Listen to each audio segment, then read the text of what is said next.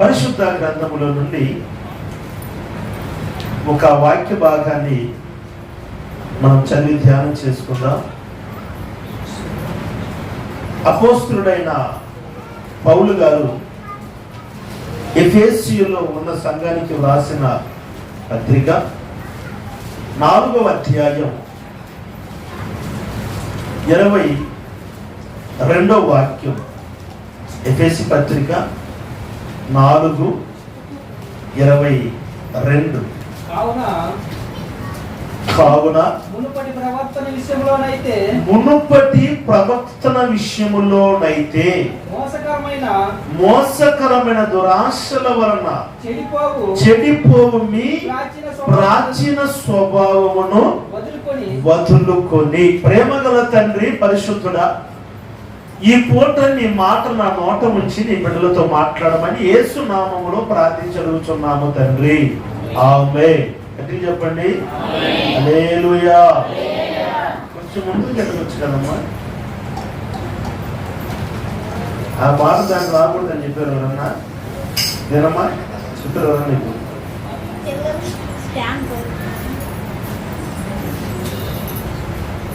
ముందు జరుపుకోవచ్చు. నిమిషం గారు కుర్చీలో కూర్చోవచ్చు కదా.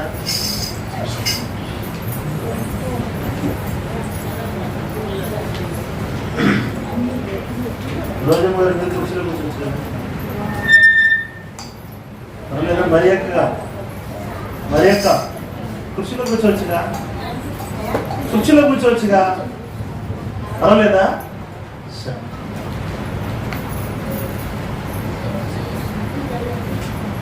దేవుడికి మహిమ కలుగును గాక. ప్రియులారా, నా వైపు చూస్తూ కొద్ది నిమిషాలు దేవుని మాటలు వినండి. చదవబడిన వాక్య భాగంలో ఒక ప్రాముఖ్యమైన మాట, మీ ప్రాచీన స్వభావమును వదులుకొని. అందరూ చెప్పండి. మీ ప్రాచీన స్వభావమును వదులుకొని. ఫుట్ నోట్ లో మీ ప్రాచీన పురుషుని వదులుకొని. నా ప్రియులారా, సహజంగా మానవులలో 2 విషయాలు ఉంటాయి కూడా. అవేంటంటే, కొన్ని వదలవలసినవి కొన్ని ఉంటాయి, వదలకూడనివి కొన్ని ఉంటాయి. వదలవలసినవి వదలాలి, వదలకూడనివి పట్టుకోవాలి. మీకు అర్థమైనట్టు చెప్పాలంటే, చేయవలసినవి చేయాలి, చేయకూడనివి చేయకూడదు. వాస్తవానికి ఈ 2 విషయాలు కూడా భక్తుల జీవితంలో ఉండాలి. గుర్తుంచుకోండి. కొన్నిసార్లు దేవుని బిడ్డలందరూ ప్రేమించాలి అని అంటాం. మేము ప్రేమిస్తున్నాములేండి అని అంటారు, కానీ ద్వేషిస్తారు. ప్రేమించేవారు ద్వేషిస్తారు. అంటే ప్రేమించమని చెప్పారు కదా, ద్వేషించకూడదని చెప్పలేదుగా అని అంటారు. మీకు అర్థమైందా? ప్రేమించమని చెప్పి ప్రేమిస్తున్నాం, కానీ ద్వేషించకూడదు అని చెప్పలేదుగా. మీకు అర్థమైంది. ఇంకో మాట చెప్తారు. ఒక ఇద్దరు గొడవ పడుతూ ఉన్నారు. ఏంటండి ప్రాబ్లం? కారు టిక్కీలు వేసుకొని పోతారు. అక్కడి నుంచి లేచినవంటే అర్థమైందా? వాడేడు ఇంకోటేడే జిత్తుడు.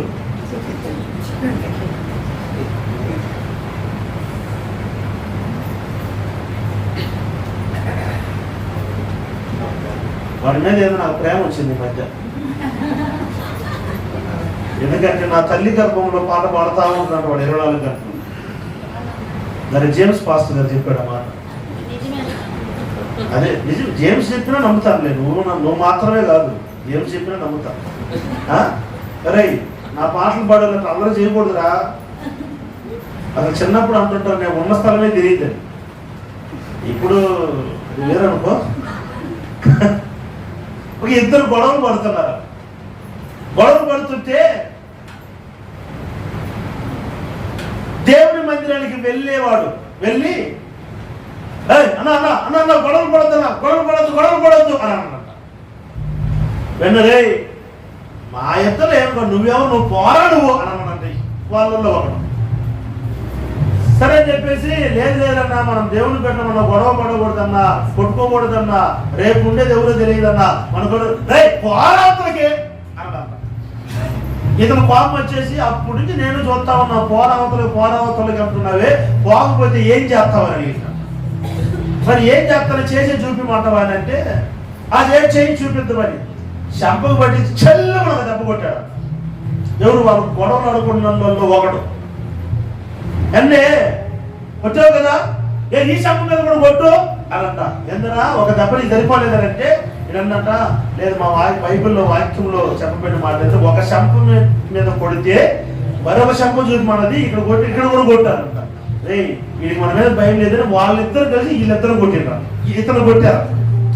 ఇతను కొట్టేదాక ఇంకా వాడు ఇద్దరు తెచ్చి పడేసినట్ట వీడు. అంటే వాళ్ళిద్దరు ఎవరే నువ్వు ఇందాక ఏం డైలాగులు చెప్పినవరా, మా బైబిల్ మాకు నేర్పింది ఒక శంప మీద కొడితే మరొక శంప చూపిమని కదా అన్నట. వెంటనే వాడు కూడా అన్నట్ట నిజమే, ఒక శంప మీద కొడితే మరొక శంప చూపిమని ఉంది కానీ మూడవ దెబ్బ మీద పడితే ఊరుకోమని చెప్పలేదుగా బైబిల్ అన్నమాట. అర్థమైందంటే అంటే చేయకూడదు, చేయవలసినది చెయ్యాలి. మేము అది చేస్తున్నాం కాబట్టి ఇది చేయమంటే కుదరదు. ఇప్పుడు ఏదైనా తోటలో కూడా ప్రభు ఏం చెప్పాడంటే ఈ తోట మధ్యలో ఉన్న వృక్ష ఫలములన్నీ మీరు తినండి అన్నారు.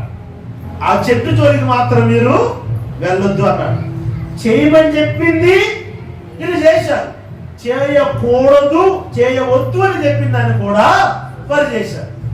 అంటే ఈ పూట నేను చెప్పాలనుకున్న మాట ఏంటంటే మీరు ప్రాచీన పురుషుని మీరు వదలండి అని అన్నాడు. అంటే ప్రాచీన పురుషుడు పాత పురుషుడు అని అర్థం. 6వ అధ్యాయం 6వ వాక్యంలో కానీ మీరు చదివితే చదవండి. 6వ అధ్యాయం 6వ వాక్యం. ఇంకా ఏ పత్రిక చెప్పలేదు, రోమా పత్రిక 6వ అధ్యాయం 6వ వాక్యం. ఏమనగా మనం ఎక్కడో పాపములకు దాసములు కాకుండాటకు పాప శరీరం నిరంతరమగునట్లు మన ప్రాచీన స్వభావం ఆయనతో కూడా సిలువ వేయబడింది. మన ప్రాచీన స్వభావము ఆయనతో కూడా సిలువ వేయబడాలి.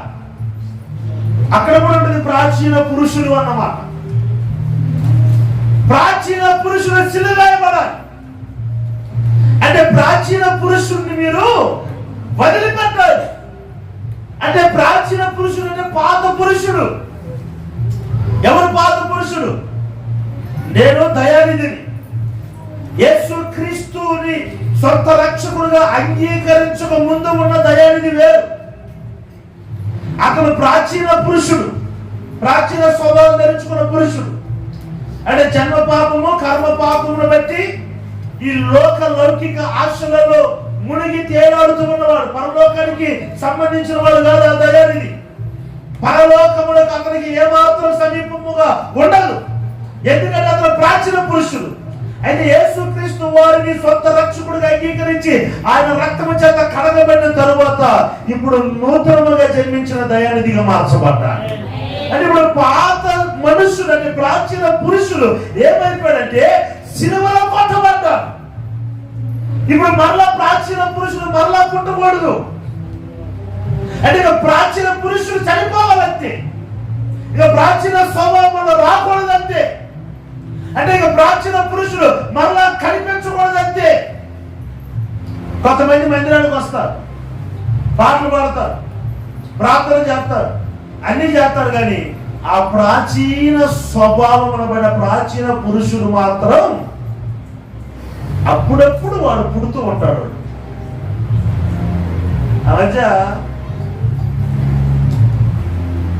దైవజనులు దీవెన అయ్యే పాస్టర్ గారు అనుకుంటాను, దీవెన అయ్య గారు చెప్తుంటే విన్నాను. ఎవరికో లోకానుసారమైన వాడికి పాస్టర్కి గొడవ పడింది. గొడవ పడితే కోపం వచ్చి వాడితో అంటున్నాడు ఈ పాస్టర్ గారు, నా దగ్గర పెద్ద గొడ్డలు ఉంది, కత్తి ఉంది, దాన్ని తీసుకొచ్చి నేను వేసేస్తాను. వెంటనే దీవనయ్య గారు ఉండి, అయ్యా పాస్టర్ గారి దగ్గర బైబిలే ఉండాలి కదా, మరి కత్తి ఎందుకు ఉంది అని అడిగిందంట. నేను అప్పుడు లోకానుసారం ఉన్నప్పుడు నేను రౌడీని, అప్పుడు కత్తులతో అందరూ చంపి నా కత్తిని ఇంకా దాచిపెట్టాను అంట. అంటే అంటే దాన్ని ఇంకా పారేలా, అది పూర్తిగా నశించలా, అది పూర్తిగా నిర్మూలం కదా, అప్పుడప్పుడు అది వాడుతూ ఉంటారు. ఇప్పుడు ఉరేసుకున్నారంటే ఎవరైనా అనుకోండి, ఏదైనా చెప్పాలన్నా కూడా కొంతమంది ఇక్కడ వేసుకున్నారా, ఒకళ్ళు నన్నే చూస్తూ ఉంటుంది మా పిల్ల, నా ఇంటికి తొద్దేమో అనుకోండి. వరక ఉరేసుకుంది అనుకోండి, ఉరేసుకున్న దారం కానీ లేకపోతే చేతి ఉరేసుకుంటారు, చేతితో కరెక్ట్గా చెప్తున్నారు, చేతితో ఉరేసుకుంటారు. ఉరేసుకుని చనిపోయిన తర్వాత దాన్ని తీస్తారు కదండి, దాన్ని ఏం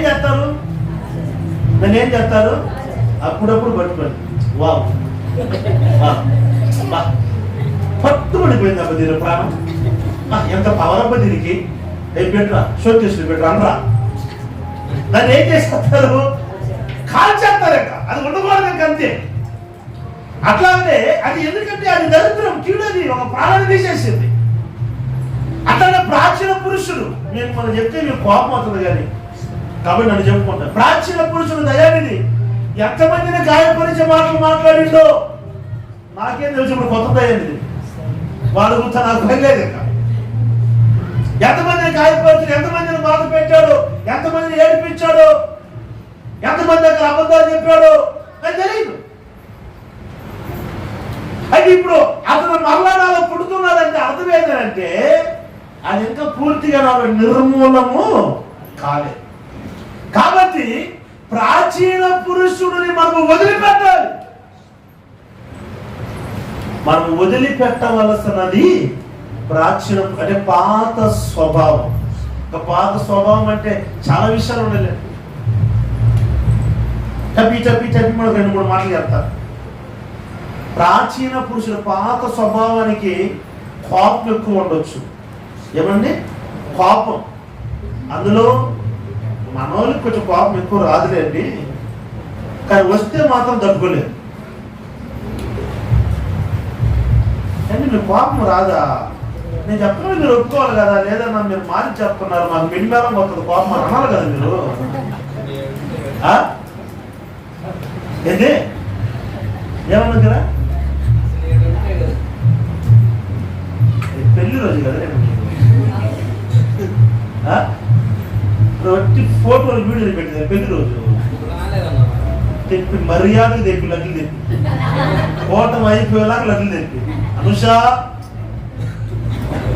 పాపం తెప్పి మీరు చేసుకుంటారు పెళ్లి రోజు ఫోటోలు మామూలు కడుపు పండించేదానికి.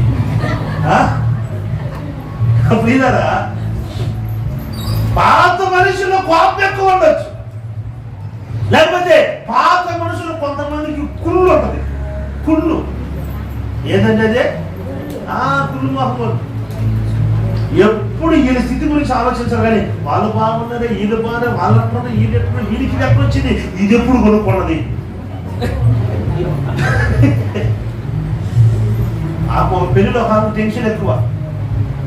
ఏది టెన్షన్ ఎక్కువ అంటే ఏం అవసరానికి సరుడు అడిగినప్పుడు సరుడు పెట్టేశాం, తాకిని పెట్టేశాం అన్నదంట. పాప పెళ్లిలో దొరికిపోయిందా, ఏదైనా సరుడు వేసుకొని వచ్చేసింది. నేను అడిగినప్పుడు పెట్టేసినాను మునిగిపోయింది అని చెప్పింది, మరి ఇప్పుడు ఎట్లా వేసుకొని వచ్చింది అని ఒకే కుళ్ళు. కుళ్ళు మొహమ్మలు కొంతమంది అదొక ప్రాచీన స్వభావం. కొంతమంది పిసనారి మొహమ్మలు ఉంటారు. కొంతమంది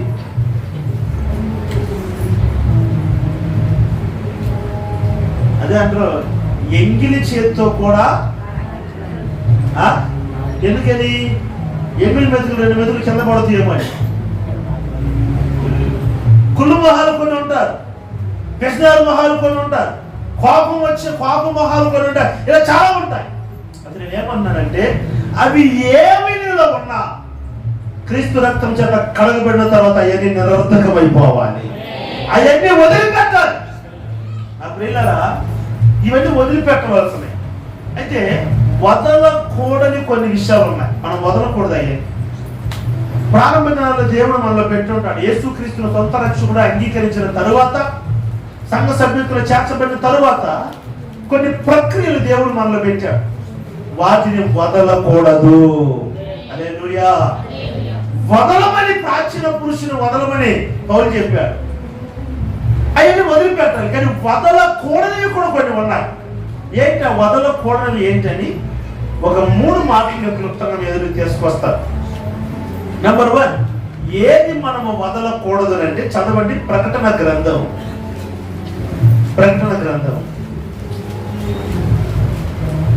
2వ అధ్యాయం 5వ వాక్యం. నీవు ఏ స్థితిలో నుండి పడితివో అది జ్ఞాపకం చేసుకొని మారు మనసు పొంది ఆ మొదటి క్రియలను చేయు. అట్లు చేసి నీవు మారు మనసు పొందితేనే సరి. లేని ఎడల నీ యొద్దకు వచ్చి నీ దీప స్తంభమును దాని చోట నుండి తీసివేద్దును. ఎన్ని చదువుతున్నావు? 2:5 టెన్షన్ పడవా?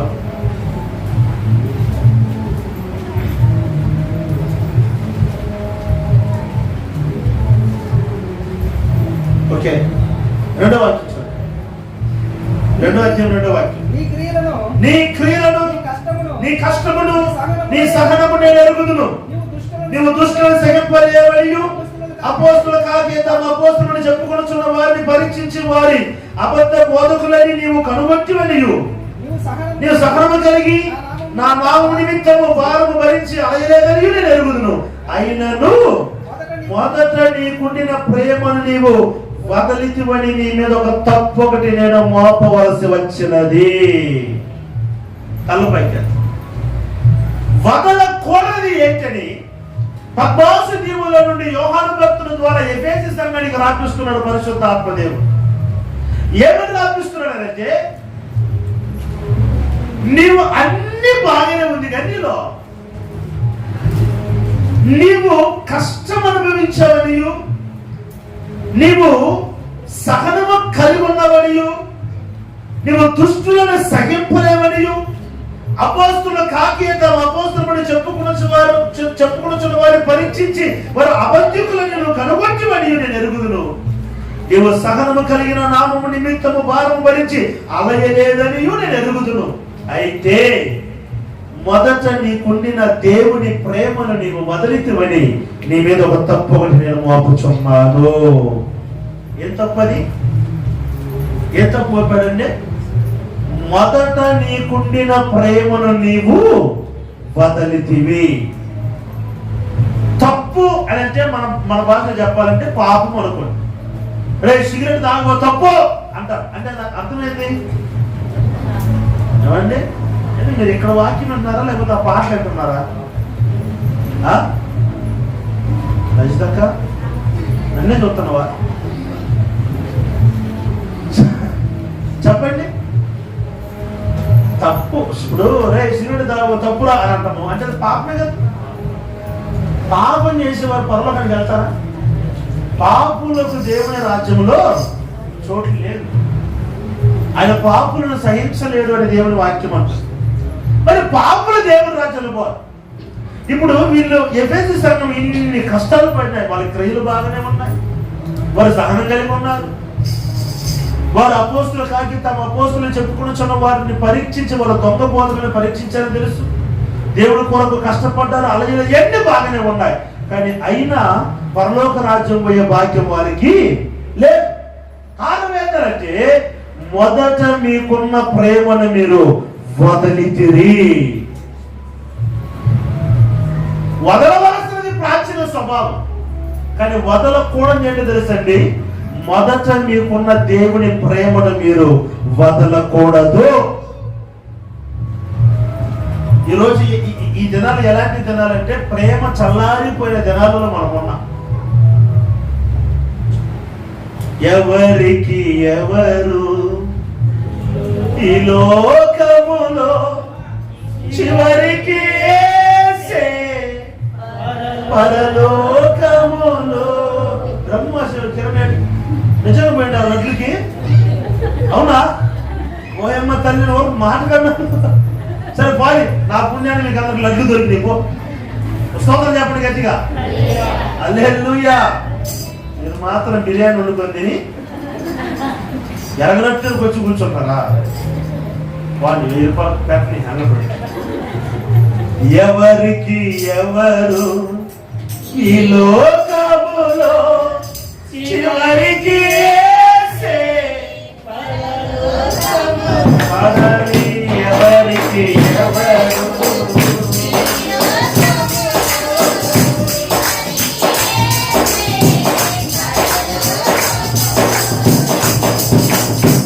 ఎవరెవరు ఎదురవుతుంటారు ప్రాణానికి ప్రాణం అంటారు. ఎవరెవరు ఎదురవుతుంటారు ప్రాణానికి ప్రాణం అంటారు.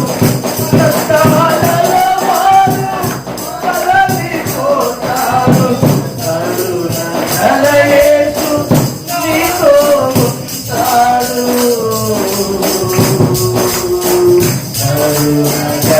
యేసు నీతో ఉంటాడు. ఎవరికి ఎవరు ఈ లోకములో చివరికి యేసే పరలోకములో.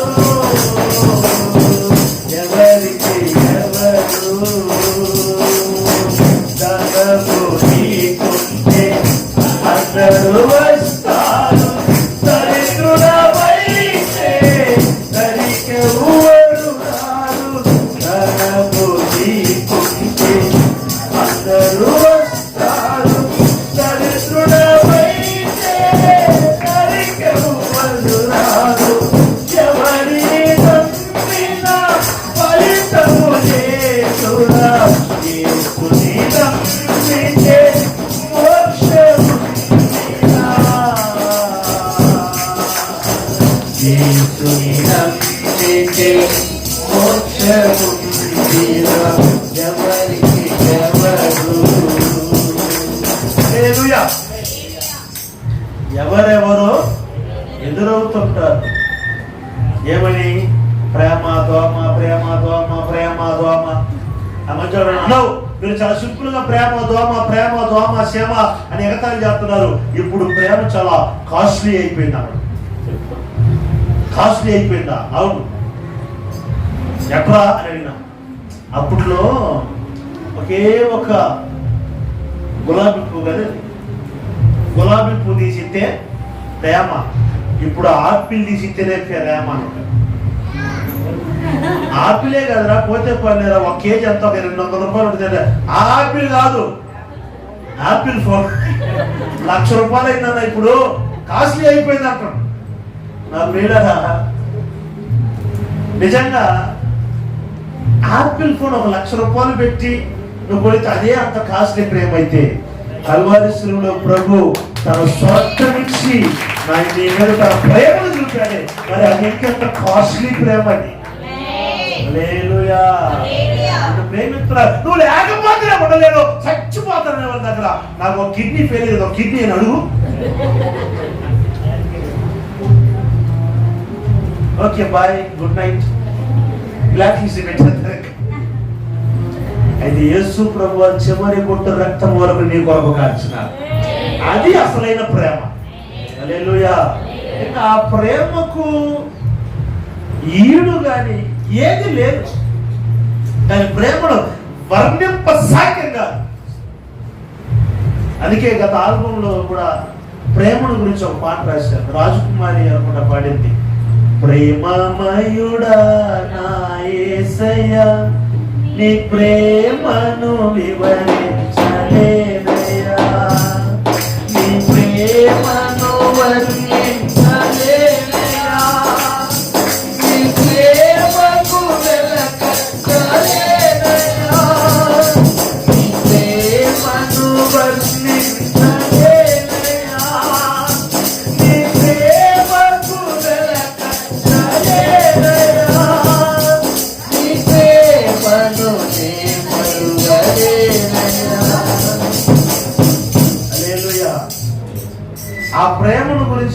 చరణాల్లో రాసి ఉంటారు.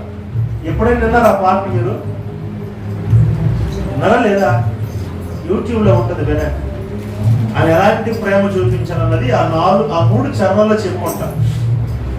ఆయన ప్రేమను వెలగట్లేదు. ఇంకా ఇంతన్నీ ఆయన ప్రేమను వెలగట్టగలుగుతామండి మనము.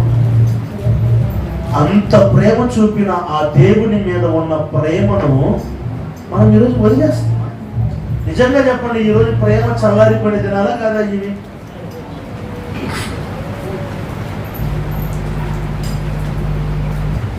ఆ రోజులలో ప్రేమ ఎట్లుంటో తెలుసండి. క్రిస్మస్ పండగ అయితే డిసెంబర్ నెలలో,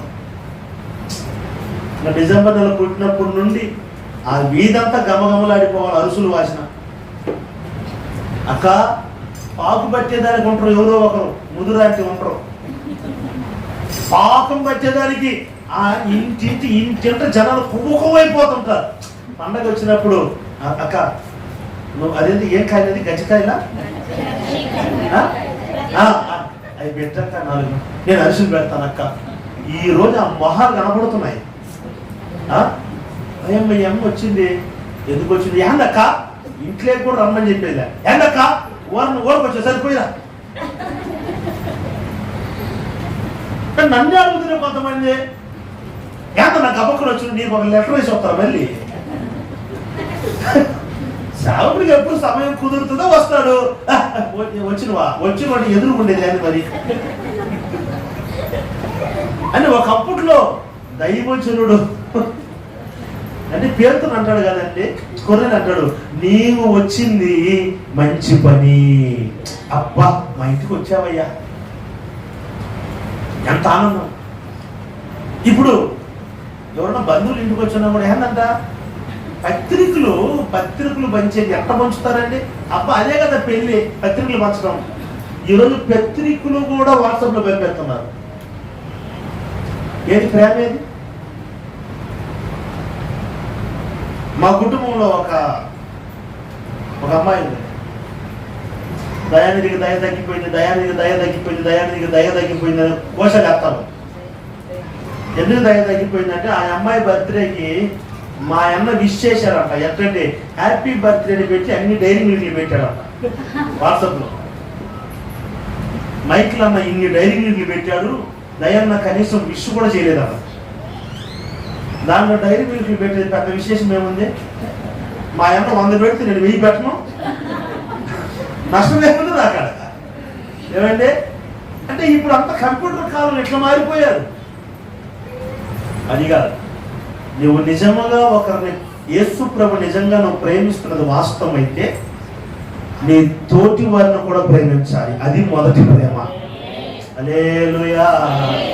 నేను యేసు ప్రభుని ప్రేమిస్తామండి, ఇంకెవ్వరు ప్రేమించనండి, అది దొంగ ప్రేమ. నేను చెప్పేది కాదు, బైబిల్ చెప్తున్న మాట. అది నీ ఎదుట ఉన్నవాడిని నువ్వు ప్రేమించని ఎడలా నీ కంటికి కనిపించేవాడిని నువ్వు ప్రేమించకపోతే నీ కంటికి కనిపించను నేను ప్రేమిస్తావు అంటున్నాడు యేసు ప్రభు. అనలేదా? ఇలా ఒరుగు చూస్తుండ్రు. చదువు యోహాను మొదటి పత్రిక చదువు, చూపిస్తాను. మళ్ళీ నీకెందుకు పాపం డౌట్ ఎట్ట కూడా ఉందా బైబిల్లో అనుకుంటారు ఇంటికి వెళ్ళి. చదువు 4వ అధ్యాయం 19వ వాక్యం చదువు. ఆయన మొదట మనల్ని ప్రేమించిన కనుక మనం ప్రేమించుచున్నాము. ఎవరైనాను నేను దేవుని ప్రేమించుచున్నానని చెప్పి తన సహోదరుని ద్వేషించిన ఎడల అతడు అబద్ధికుడగును. బాగుందా? సరిపోయిందా? అర్థం కాలేదు మీకు? పురుషోత్తమన్నా పోయమ్మా, పురుషోత్తమన్న కనిపించింది భయం వేస్తుంది. మనం నా మీద పొడవబోతుండవు.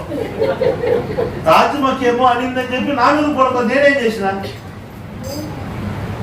అన్నా? బాగానే ఉన్నా, సమాధానమే ఉన్నావా? నవ్వుతాడు, తలలేదు.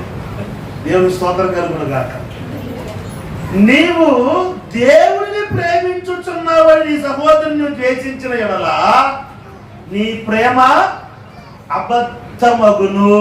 తాను చూచిన తన సహోదరుని ప్రేమింపని వాడు తను చూడని దేవుడిని ఎలా ప్రేమిస్తాడు?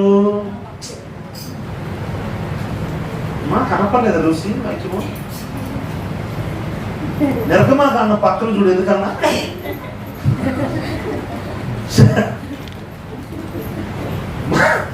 నీ కంటికి కనపడుతున్నా నీ సహోదరును ప్రేమించే మనసు లేదు.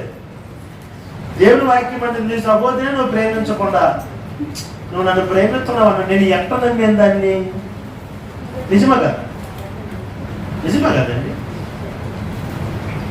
మొదట ఉన్న నీ ప్రేమని వదిలించుమని నేనే తప్పు ఒకటి మోపాల్సి వస్తుంది. ఏంటి ఆ తప్పు అంటే, నువ్వు నన్ను ప్రేమిస్తున్నావు అన్నావు కానీ నీ తోటి వాళ్ళు ప్రేమించట్లేదే.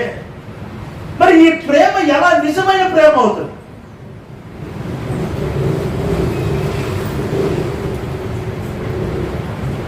కొంతమంది జీవితంలో మనం గమనించినప్పుడు ప్రేమిస్తున్నామని అంటారు కానీ ప్రేమిస్తున్నాము అనటానికి క్రియలు కనపడవు వాళ్ళ దగ్గర. దయానిధనం అంటే మాకు చాలా ప్రేమ అండి, దయానిధనం అంటే మాకు చాలా ప్రేమ అండి. ఏ రోజు ఇంటికి పిలిచి అంత పలావ్ చికెన్ పెట్టలా, కానీ ప్రేమ ఏమో కాలిపోతుందా? నిజంగా అది ప్రేమ అంటారా?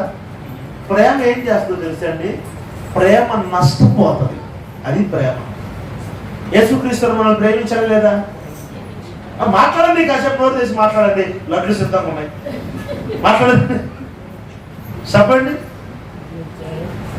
ప్రేమ నష్టపోతుంది, అవునా కదా? ఇప్పుడు యేసుక్రీస్తును మనం ప్రేమించాలా లేదా? మన వలన యేసుక్రీస్తు ఏమైనా లాభం పొందాడా? మన వలన యేసు ప్రభువు పొందినంత నష్టమే. పరముని విడిచాడు, మహిమను విడిచాడు, భూమికి దిగి వచ్చాడు, రిక్తునిగా దిగి వచ్చాడు. ఆయన మన వల్ల పొందుకుంది ఏముందండి? గాయాలు తప్పితే. ఎవరో ఈ మధ్య గుడ్ ఫ్రైడే రోజు వచ్చింది, ఆ యొక్క యూట్యూబ్ లో వచ్చింది. యేసు ప్రభు వారిని చుట్టిన, ఆయన దేహాన్ని చుట్టిన ఆ పై వస్త్రం ఎక్కడో దొరికిందంట, మరి ఆ ప్రాంతంలో అది పెట్టారు.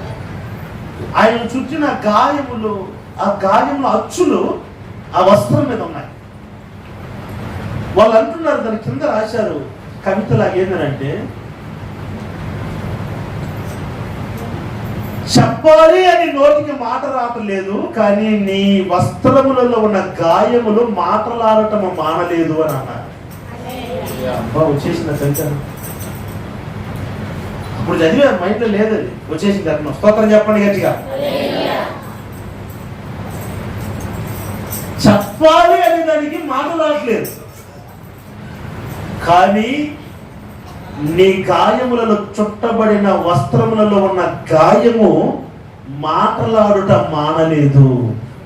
అంటే ఆ వస్త్రంలో ఉన్న గాయముల యొక్క గుర్తులు, అచ్చులు మాట్లాడుతున్నాయంటే ఇప్పుడు వరకు దేవుని ప్రేమ. హల్లెలూయా! ఎంత అద్భుతం అండి ఆయన ప్రేమ. అయితే అంత ప్రేమ చూపించిన యేసుక్రీస్తు వారికి నీవేమిస్తున్నావు? ఆయన కోరికను తీర్చి అంటే చాలు. ఏంటి ఆయన కోరిక అంటే, నీ తోటి వారిని మొదట ప్రేమించిన ప్రేమను నువ్వు కనుపరుస్తూ ఉండాలి. మొదట ప్రేమించిన ప్రేమను నీవు వదలకూడదు. ప్రేమ ఏం చేస్తుంది అని అంటే, కొరింథీయులకు రాసిన మొదటి పత్రిక 13వ అధ్యాయం 5వ వాక్యం. కొరింథీయులకు రాసిన అక్కడ చాలా ఉంటాయి, ఎందుకైనా మంచిది. ఫస్ట్ నుంచి చదువు. ప్రవచించు కృపావరం కలిగి మర్మములన్నీ జ్ఞానమంతా ఎరిగిన వాడైనను, కొండలను పెకిలింపగల పరిపూర్ణమైన విశ్వాసం గలవాడైనను, ప్రేమ లేని వాడనైతే నేను వ్యక్తులను పేదల పోషణ కొరకు నా ఆస్తి అంతా ఇచ్చినను, కాల్చబడుటకు నా శరీరం అప్పగించినను, ప్రేమ లేని వాడనైతే నాకు ప్రయోజనం ఏమి లేదు. ప్రేమ దీర్ఘకాలం సహించును, దయ చూపించును, ప్రేమ మస్తరపడదు, ప్రేమ డంబముగా ప్రవర్తింపదు, అది ఉప్పొంగదు, అమర్యాదగా నడువదు, స్వప్రయోజనమును విచారించుకొనదు, త్వరగా కోపపడదు. అది ఆ మాట నోట్ చేసి, ప్రేమ అమర్యాదగా నడవదు, స్వప్రయోజనము కోరుకొనదు, అది త్వరగా. నిజంగా నేను మనం ప్రేమిస్తున్నానంటే మీరు ఎంత తప్పు చేసినా క్షమించే మనసు నాలో ఉంటారు, అవునా కదండి? త్వరగా కోపపడదు. నిజంగా యేసు ప్రభు గారు కానీ మన మీద కనుక కోపపడి ఉంటే మన బతుకులు ఏమయ్యాయి?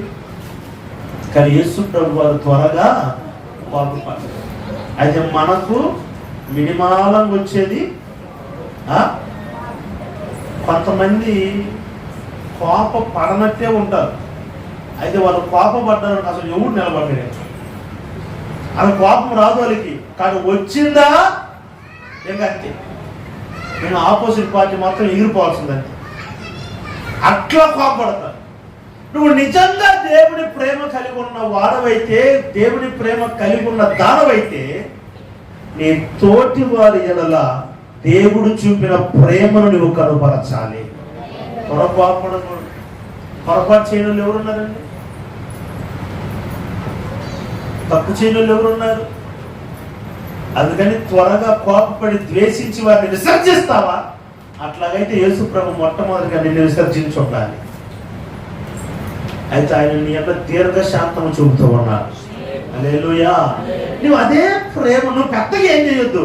నీ ఎడల ప్రభు ఏ ప్రేమ చూపాడో ఆ ప్రేమను నీ తోటి వారి ఎడల నువ్వు చూపాలంతే.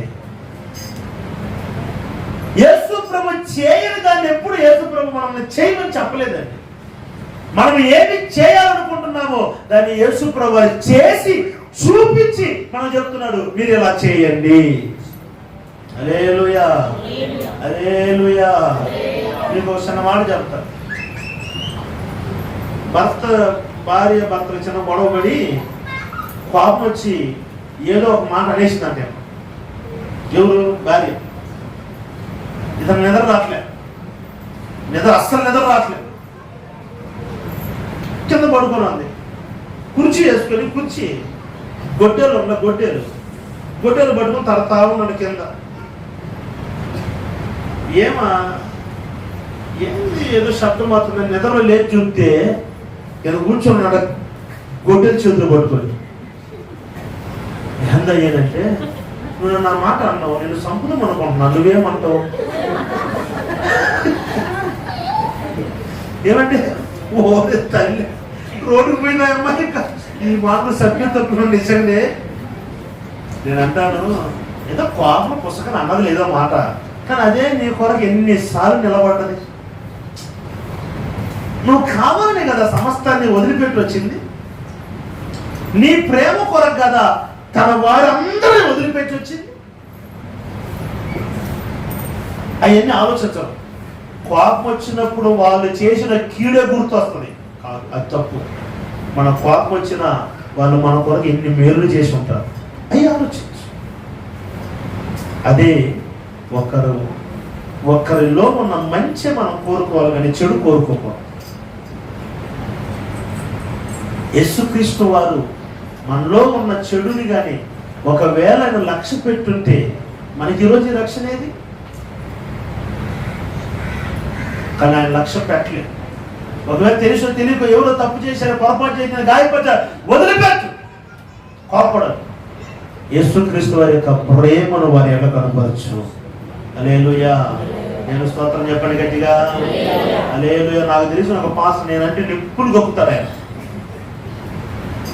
అగ్గి పొల్ల గీస్తే మండుద్దిగా, అది గీన అవసరంగా ఉడక పెడితే మండుద్ది.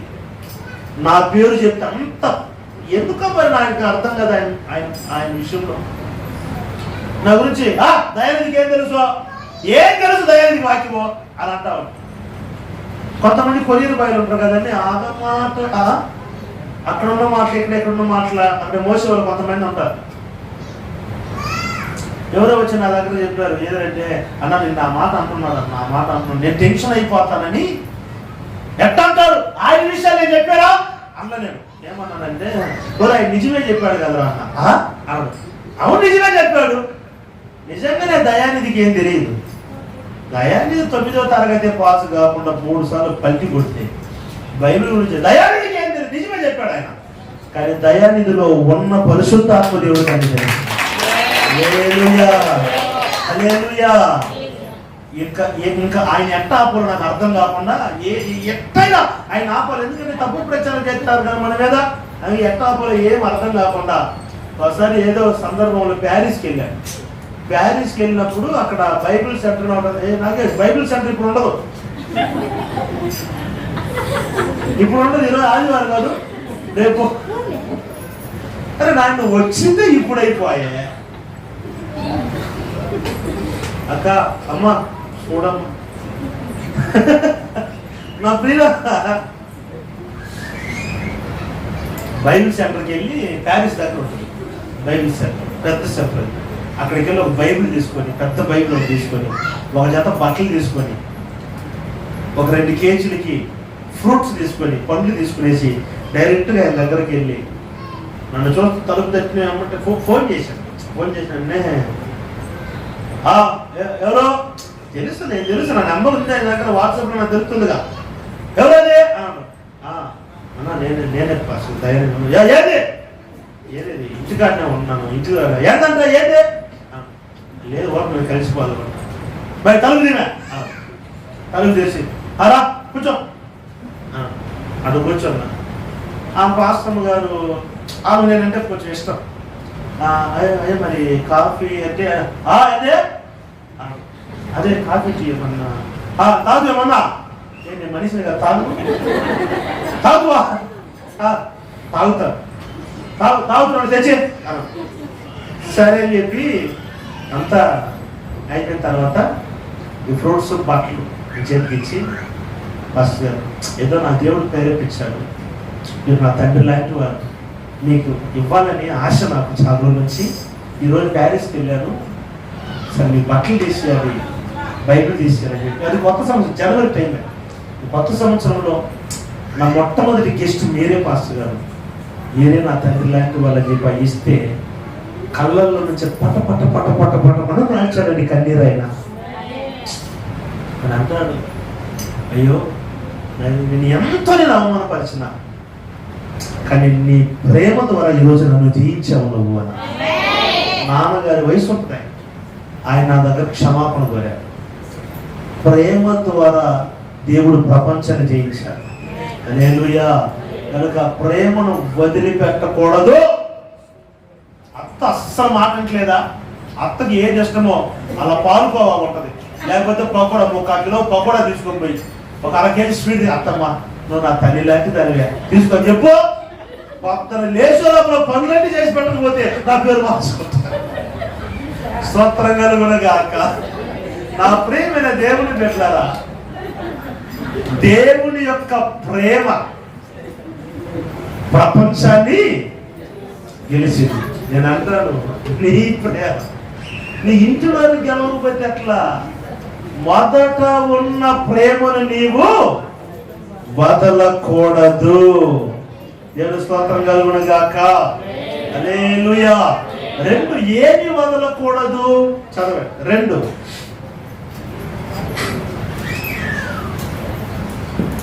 పరిశుద్ధ గ్రంథములో తిమోతిలకు రాసిన మొదటి పత్రిక 5:12.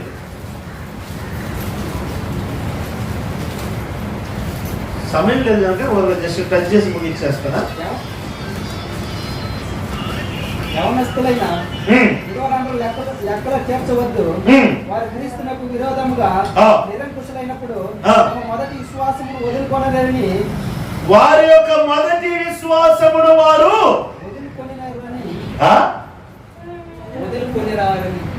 కరెక్ట్ ఏంటది మా ఎవరైనా చదవండి మాట. మొదటి విశ్వాసము వదులుకొనురను, మొదటి విశ్వాసము వదులుకొనురను కొనిరను, మొదటి విశ్వాసము వదలి కొనిరని తీర్పు పొందిన వారై. మొదటి విశ్వాసము.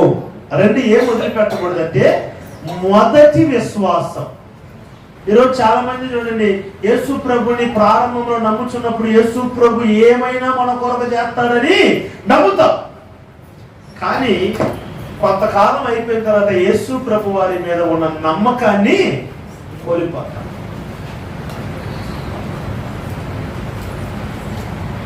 బైబిల్లో చాలా సందర్భాలలో యేసు ప్రభు చెప్పే మాట ఏంటంటే, నీ విశ్వాసమే నిన్ను చెప్పండి. నీ విశ్వాసమే నిన్ను స్వస్థపరిచి, నీ విశ్వాసమే నిన్ను బాగు చేసే, నీ విశ్వాసమే నిన్ను స్వస్థపరిచి, నీ విశ్వాసమే నిన్ను స్వస్థపరిచి. ఇవి పలు స్థలాలలో యేసుప్రభువు వారు పలుకుతూ ఉంటారు. ఇప్పుడు మన జీవితంలో కార్యం జరిగిందంటే దానికి కారణం ఏంటి? మనలో ఉన్న విశ్వాసం.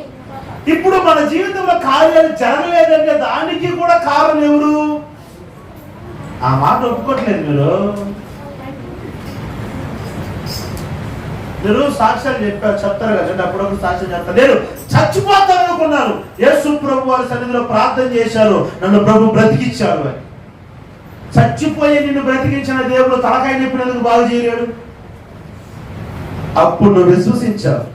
ఇప్పుడు నువ్వు యేసు ప్రభు మీద ఉన్న విశ్వాసం కంటే జండు బాంబు మీద విశ్వాసం ఎక్కువైపోయి తలకన్నే పెట్టుకుంటుంది 24 గంటలు.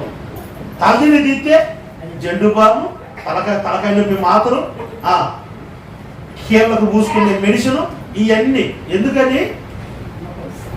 ఎట్టో నాకు రాత్రి తలనొప్పి వస్తుంది, ఈ మాత్ర వేసుకుంటే నాకు బాగుంటది అంటే ఇప్పుడు నువ్వు మాత్ర మీద ఎంత నమ్మకం పెట్టావు చూడు. చచ్చిపోయే నిన్ను బ్రతికించిన దేవుడు తలనొప్పి బాగా చేయలేడా? కాళ్ళ నొప్పులు, కీళ్ళ నొప్పులు బాగా చేయలేడా? అంటే ఇప్పుడు పొరపాటు ఎవరిలో ఉంది చెప్పాలి. ఒకరోజు చాంద్ర రోగం బయట తీసుకొచ్చా. శిష్యులు ప్రార్థన చేస్తే రోగం ఎక్కువైపోయింది. వెంటనే అతను వాళ్ళ కుమారుని తీసుకు వెళ్ళిపోతుంటే యేసుప్రభు వచ్చి, నానా ఏం వెళ్ళిపోతుంది అన్న. వచ్చారు. ఏంటి వచ్చి వెళ్ళిపోతున్నారు నన్ను కలవకుండా? ఏం లేదయ్యా, మా ఊడికి చాంద్ర రోగం ఉంది, వాడు మరి స్వస్థత కావాలని చెప్పి మీ వాళ్ళ దగ్గరకు వచ్చాను. మీ శిష్యులు చేయి పెట్టిన ముహూర్తం ఏందో వాడికి రోగం ఎక్కువైపోయింది, చచ్చిపోయేటట్టుండు, కాబట్టి వాళ్ళ వల్ల కాలేదు, కానీ నీ వల్ల ఏమన్నా అయితే వాడు స్వస్థపరచాలి. దానికి యేసుప్రభు ఏమంటారంటే, వాళ్ళ వల్ల అవటం నా వల్ల అవటం కాదు, నమ్ముట నీ వల్లనైతే దేవుని మహిమను చూస్తాను. ఇప్పుడు ఎవరిలో ఉంది విషయము? మనలో. పరిస్థితులన్నీ ప్రతికూలంగా ఉన్నాయని నిర్లక్ష్యపడవద్దు. పరిస్థితులని చేయి జారిపోయిన తర్వాత కూడా సమస్తము నీ చేతికి సమకూర్చగలిగిన దేవుడు మనం ఆరాధిస్తూ ఉన్న దేవుడు. హల్లెలూయా. శరీరంలో బలం లేదు, బలమంతా ఉడికిపోయింది. ఎముకల్లో సత్తువు లేదు. ఎవరికి? అబ్రహాముకి. ప్రభు వాగ్దానం చేసింది ఏంటంటే, నేను జనములకు తండ్రిగా చేస్తానండి. ఆ మాట మీరు చాలా అద్భుతంగా ఉంటుందండి. రోమా పత్రిక, అపోస్తలుడైన పౌలు గారు రోమీయులకు రాసిన పత్రిక 4వ అధ్యాయం 18వ వాక్యం.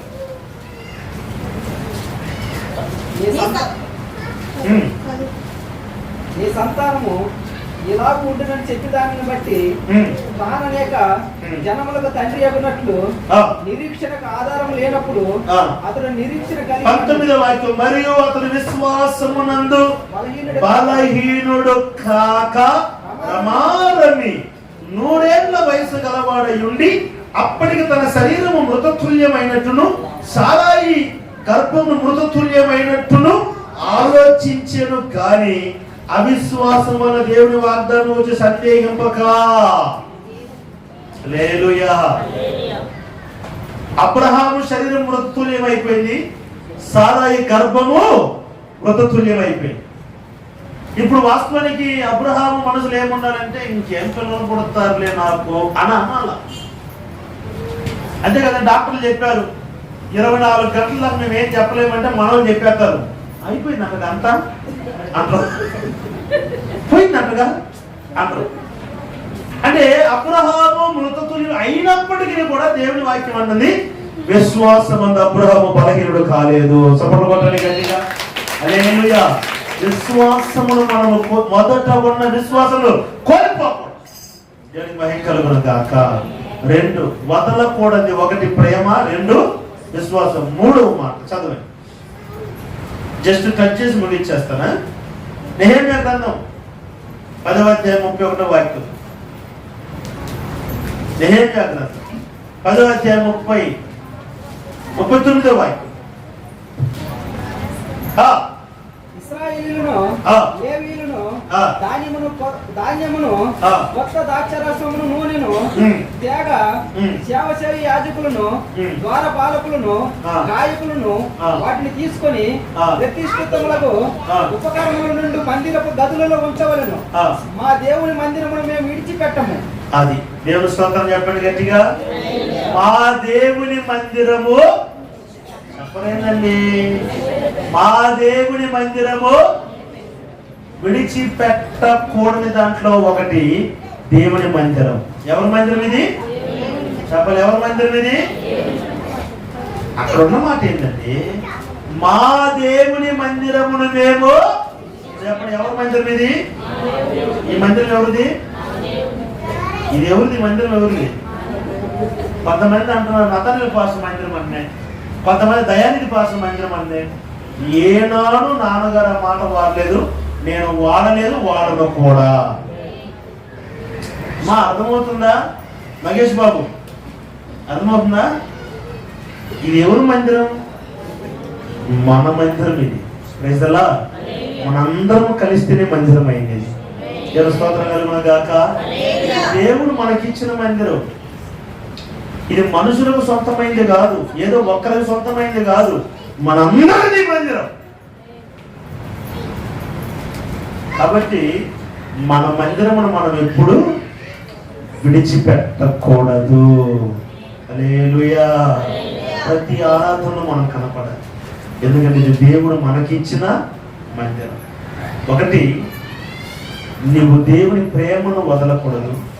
2, విశ్వాసమును వదలకూడదు. 3, మందిరాన్ని వదలకూడదు. ఈ 3 అనుభవాలు మనలో ఉన్నప్పుడు ఇచ్చిన దేవుడు మనం ఆశీర్వదిస్తారు. అటు కృప దేవుడు 50 మందికి అనుగ్రహించును గాక.